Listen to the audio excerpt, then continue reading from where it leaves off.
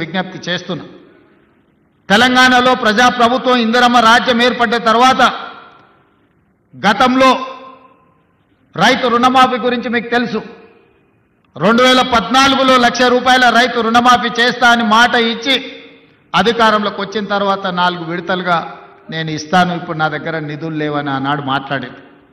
4 విడతల అసలు కంటే మిత్తి తడిసి మోపెడై నెత్తి మీద అప్పు చేతిలో చిప్ప వచ్చే పరిస్థితి రైతులకు ఏర్పడ్డది ఆనాడు. తిరిగి 2018లో మళ్ళీ అదే వాగ్దానం ఇచ్చిండ్రు. ₹1,00,000 రైతు రుణమాఫీ చేస్తాం. మొదటిసారి తప్పు జరిగింది, రెండవసారి తప్పు జరగకుండా మేము చూసుకుంటాం, ₹1,00,000 రైతు రుణమాఫీ చేస్తామని. 5 సంవత్సరాల తర్వాత వెనక్కి తిరిగి చూస్తే ₹11,500 రైతు రుణమాఫీ చేస్తే ₹8,500 కోట్ల మిత్తికే సరిపోయినాయి.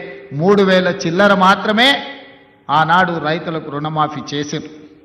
2 విడతలుగా మొత్తం లెక్క గడితే 10 సంవత్సరాలు 2 విడతలు ఆనాటి ప్రభుత్వం రైతులకు సరాసరిగా అందించింది 16-17 వేల కోట్ల రూపాయలకు ఎక్కువ ఇవ్వలేదు.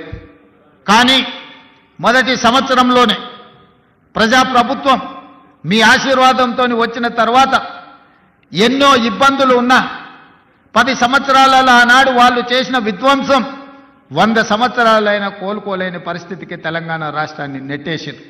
ఆనాడు ఫీజు రియంబర్స్మెంట్ కావచ్చు, రైతు రుణమాఫీ కావచ్చు, రైతుల గిట్టుబాటు ధర కావచ్చు, ఏ విషయంలో అయినా ఆనాడు తెలంగాణ రాష్ట్రంలో ఆర్థిక విధ్వంసానికి పాల్పడి తెలంగాణ రాష్ట్రాన్ని దిగజారిన ఆర్థిక వ్యవస్థను ఆనాడు మాకు అందించిండ్రు.